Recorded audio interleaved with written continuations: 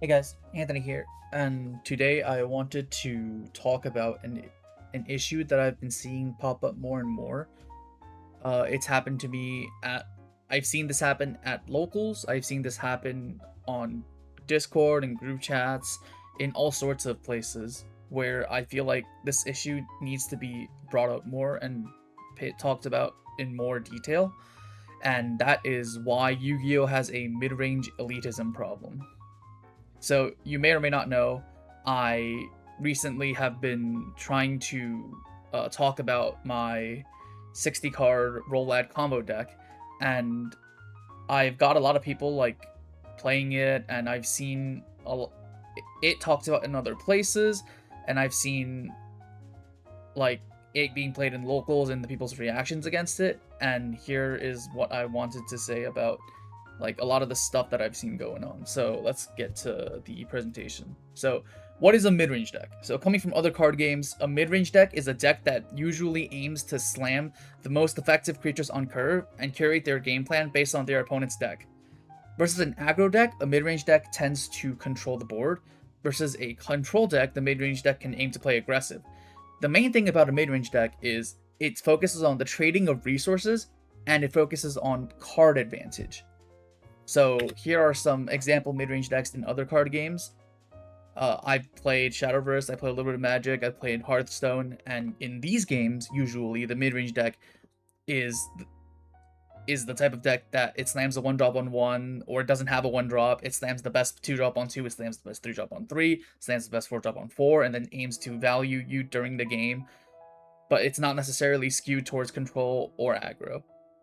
It's usually like the most balanced type of deck. And why do so many players like mid-range deck? Mid-range decks are often seen as fair card game decks. When a mid-range deck is strong, it usually means that there's a back and forth in the game. It means that both players are having a chance to do what their deck is intended to do, and there is a trading of resources going on. One side is slowly accumulating card advantage over the other, and people like gameplay where one side is slowly accumulating card advantage and slowly winning over that period of time. And I personally also enjoy playing mid-range decks in other card games. I think that I do agree in the fact that if a mid-range deck is the best deck in the game, it usually means that there's some form of gameplay going on. For example, if aggro is the best deck in the game, then it's there kind of is just non-game sometimes. If I brick and you just go 1, 2, 3 and you kill me, and if the control deck is the best deck in the game, well, games last forever and like there's like not a lot of things going on, right? You play a monster, I remove it. You play a card, I remove it. So yeah, there's a reason why mid-range has always been so popular. But there's an issue with mid-range in Yu-Gi-Oh! So, what is mid-range in current Yu-Gi-Oh? There are some of the examples of the best mid-range decks in Yu-Gi-Oh! Right now are Rolad mid-range piles, Branded, and Sky Striker. The issue is, Rolad mid-range aims to resolve Celtic Mystic on both players' turns. They do it on, if they go first, they do it on your turn. On their turn, they draw 3, discard 2. They discard cards with graveyard effects. Oh shoot, they just went up 5 cards on you.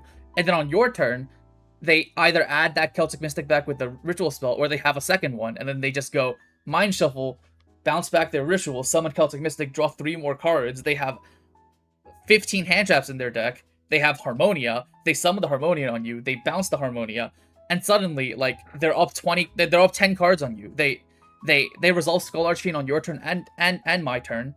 They add 2 cards to the grave, 2 cards to their hand. Lightning Dark Ritual adds 2 cards back to their hand every rotation. Celtic Mystic draws them into 3 new cards. They ditch the 2 least popular cards in their hand. And then Branded. Branded typically adds the top 3 cards you see on the screen back to the hand every single turnaround. They aim to sit on this 3500 tower card that is marginally hard to out. And then they aim to, during both players' end phases, generate an entirely new hand out of thin air. And if you play against those decks, it's either you do the same thing, or you try to beat them, but if you let them get to turn 3, they just refresh their hand every turn, and you're a deck that can't refresh your hand every turn, and then you just lose. Also, I do agree that Fallen Virtuous is a good card. I don't think Fallen Virtuous, there's any problems inherently with the design. It's just the issue that it exacerbates the issue that every deck goes +5 during the end phase. It's like, now your Fallen Virtue is traded with one of my best starters, and then now you're also getting it back, which is kind of crazy, right? And if you're a type of player that doesn't want to play like these mid-range deck mirror matches, how do you exploit mid-range decks? So one of the biggest issues with mid-range decks is that they don't actually put up that many interruptions. If you think about Sky Striker, if you think about Rolad mid-range, like branded Rolad, if you think about pure branded, they actually don't have that many interruptions. Like compared to like Cool Tune. Cool Tune can like interrupt you, like Vanquish Soul and Cool Tune, those decks can interrupt you like 7 or 8 times during your turn. They might be small interruptions, but they like pop a card here, pop a card there, banish a card here, right? Negate this one. But most mid-range decks only have 3 to 4 interruptions. Like for example, you take the mid-range Rolad deck. They have the Fallen Virtuous, they usually have the Banish off BLS, they usually have like one Harmonia in the hand or an Ash Blossom they drew into, and then they usually have their old Elbaz. That's it, right? And if you play against Sky Striker, if they full combo you, they usually have their set 5 and then a 0. And then if you play against Branded, it's just more of the same thing. They have their old Elbaz fuse, they have their Fallen Virtuous, they may have a Jade Banish, they may have some loops with Quem, but it's nowhere near the amount of interruptions that an actual like combo deck would have. And if you put more engines and more gas into your deck, you have the ability to like pierce through the low amount of interruptions that the mid-range deck has, and you can counter their game plan by not letting them see the turn 3 that they get an entirely new hand on. Most mid-range decks also instinctively try to play for follow-up. Most of their cards and interruptions usually also generate follow-up. So one of the best ways to beat them is either you go first and you set up an unbeatable board of 7 negates, and well, I'm not saying literally 7 negates, but like you set up like double-digit interruptions so that the mid-range deck, usually most of their cards aim to interrupt you somehow, not that much, and then they aim to get a bunch of follow-up back, right? But if you just don't let that happen, you have more interruptions than they have cards in their hand. Usually, they don't win. And then if you go second against them, if you have enough gas where you just gas through the 4 interruptions and then you kill them, they'll never live to see the follow-up, right? So that's like a really good method of counterplay. I would say that if you're not a mid-range player yourself and you want to beat mid-range, this is a very, very good way to beat mid-range. But the issue with that is most of the Yu-Gi-Oh community really hates it when their wholesome mid-range slop deck... You can see I'm biased, by the way, because, well, like, I play both sides of the clock, right? I also play mid-range decks. I love playing Draco Tail. I loved playing these, like, branded mid-range decks. But also, you have to realize that not everybody wants to keep playing this together, like, forever, right? There is time limits in the match. If you guys both know that if a branded player, like, puts a mirror match against each other, that stuff goes to time basically every single game. I don't want to be playing this type of game, like, every single time.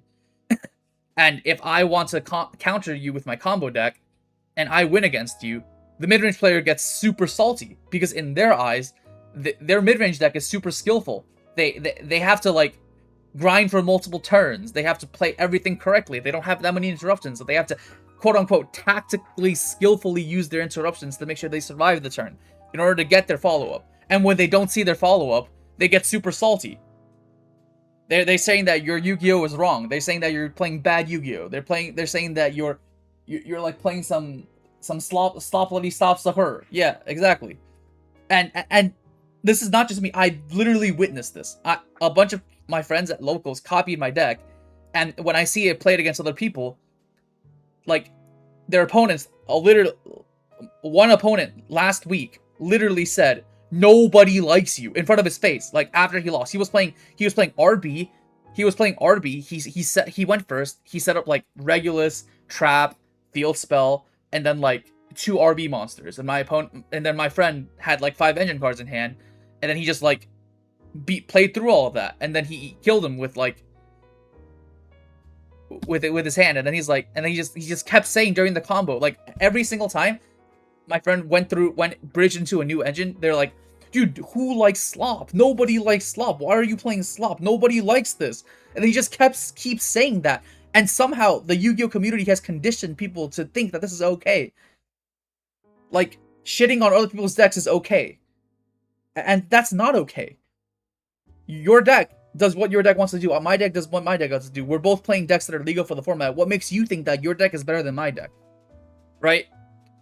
You can think that there's something, like, unbalanced about the deck, but you can't just, like, verbally abuse combo players for winning with their combo decks. Like, fundamentally, what's wrong with pile decks? Pile decks have a ton of innovation in them.